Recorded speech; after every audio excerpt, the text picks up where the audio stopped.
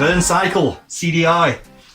One of my all-time favourite games, if you know who I am. So, yeah, this is just the menu sequence, and I fucking love it. I think it's probably one of the best title sequences to a game because it's so beautifully 1990s. But yeah, I just thought I'd give you all an update. I've got an itchy nose of all times and places to get one of those. So just bear with me. Ooh.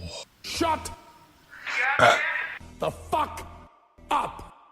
Shut the fuck up! Kill yourself. The fuck! Please kill yourself. The fuck! You should really kill yourself. Excuse me. But yeah, I thought I'd just have a little chat with you all, just make you aware where I've been, because I've been doing a few videos on my last project for uni, which is called Alex, a Monitor Story. You can check out a few of the videos down in the description or wherever the hell I'm going to put them. But it's my last game I'm going to be working on for a while because the burnout is real. I've been doing uni since September to, I kind of finish next week, but I'm kind of winding everything up, so it's been a lot of hard work. I've done 4 games in the space of 8 months, which is pretty insane for most people. It is for me as well. So yeah, I've got burnout that's unreal, absolutely unreal at the minute. Yeah, this video is just a mess of things and just abstract concepts.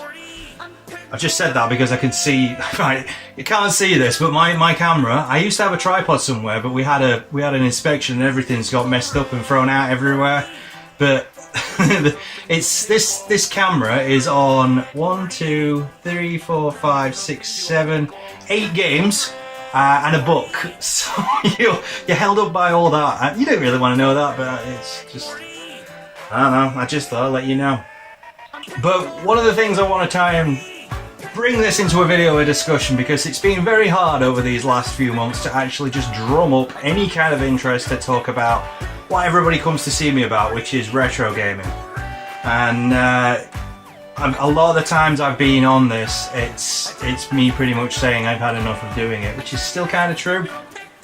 But I've noticed a lot happening now, and it's kind of, I don't know whether or not the bubble's gonna burst. That's the thing I'm worried about, and I think we're on the cusp of something, but I just don't know what it is. And I think that's what's in my mind a lot of the time whenever I think about retro, if you want to call it like that.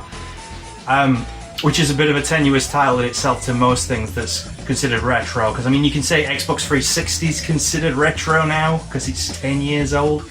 It's a dubious title.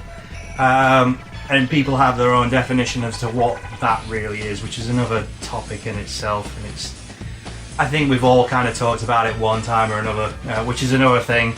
But one of the things that's bugging me now, and I mean, I personally don't understand it. I mean, you can probably see it in here, but these are all the consoles, because I haven't got any room in this house to put them, you know. But I have an Atari flashback, and I've noticed that Atari are now making a console of their own, but it just looks like it's going to be like the NES Mini or the SNES Mini, and it kind of raises the question, why do we have to collect anymore if that's the way that people are going to go, you know? And the pie, you know, the cherry pie, I was going to say, I can't remember the name of it, the pie, what's the name of the pie thing? I can't remember what it's called. The little computer thing, Pi, Raspberry Pi. It's Raspberry Pi, isn't it? I think that's what I want to call it.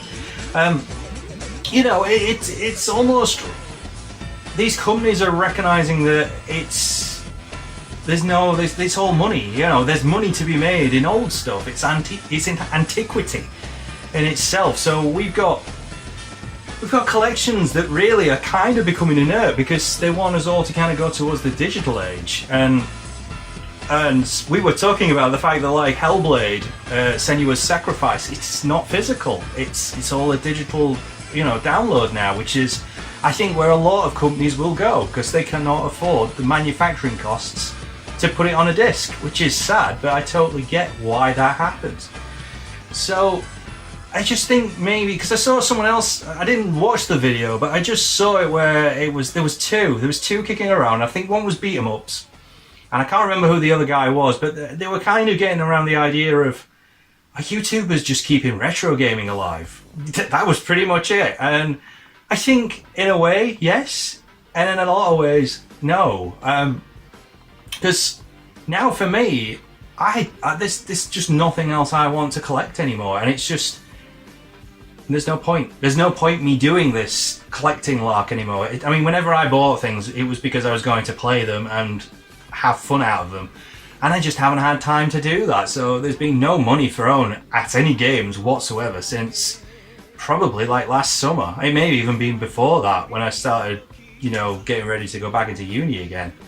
So I don't know whether or not that's just how a lot of other people feel as well. Are we just throwing money at tat? I mean, I've got so much shit in these, and then some of it is good for me, and I love it, and I know a lot of people wouldn't say, you know. I mean, I got rid of a lot of Jaguar games, and I felt sad, but at the same time I was like, well, when am I ever going to play them again? I'm not a collector.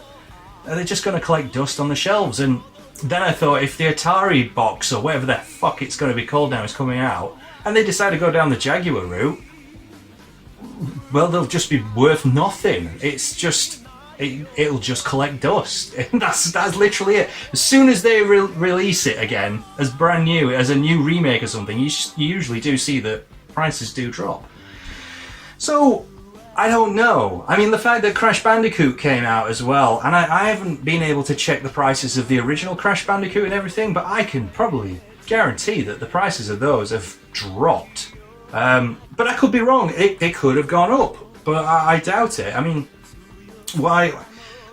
What I'm getting at really is what's going to happen, you know? And I get the feeling that something big is going to happen, and people will just stop doing it. I don't know, because, you know, you'll have Nintendo forking out everything that they've made before. Because you watch, there'll be an N64 box coming soon. That'll be, or an mini N64. That'll be the next thing.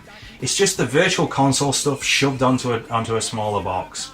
So there'll be no point in collecting all this stuff anymore. So it's kind of sad, and I think that's the realization I came to over the last year. I do love playing games. And you know, I make games, and I love understand the design. I love the artwork. I love all of it. But do we need to collect it anymore? Is this gonna be it? Is something gonna happen? Because I think it will. I just think that the whole market will crash, and it's not because people will be fed up of it. I just think it'll become saturated because everyone's doing it. I mean, Sega brought out one. Atari's bringing out one. They're all doing it, and you watch, everyone will just kind of go, and it'll just stop. The whole thing will just stop, and I think that'll be it. I mean, I don't know.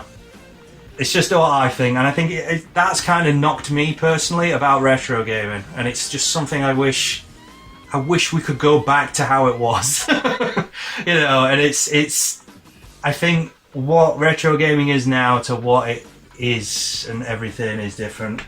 I didn't know I was actually playing the game there behind me, so sorry, I'm that tired. I don't know what planet I'm on. But yeah, I don't know. It's just something I think is going to happen, and I think that's probably why I haven't been as nostalgic as I've always been and talked about things as much as I have. Which is kind of sad, really, but hey-oh, it's one of those things, isn't it? But what should happen, hopefully, in the next coming, like, I think about autumn time, I say about September, October, I'm going to release Alex a Monitor Story. That's going to get released. Monitor's coming out on green light by the end of August, so that's going to be all. It's going to have achievement support and a load of other stuff.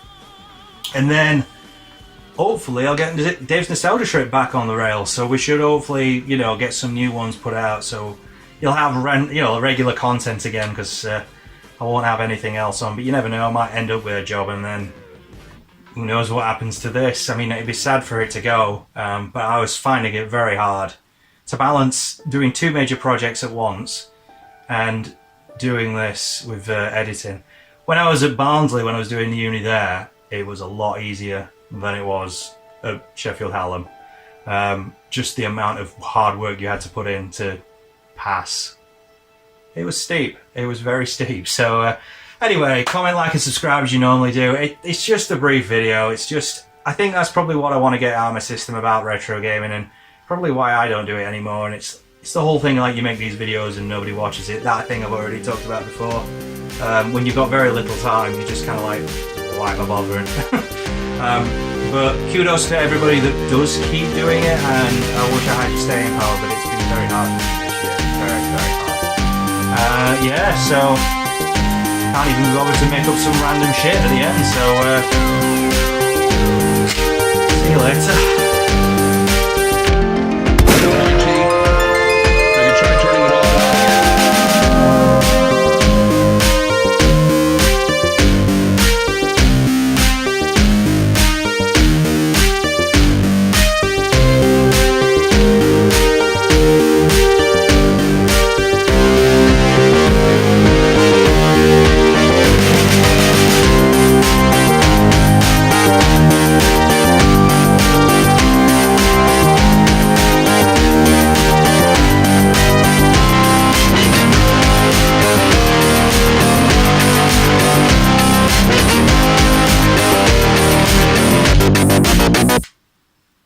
Ow, that was really loud in my ear.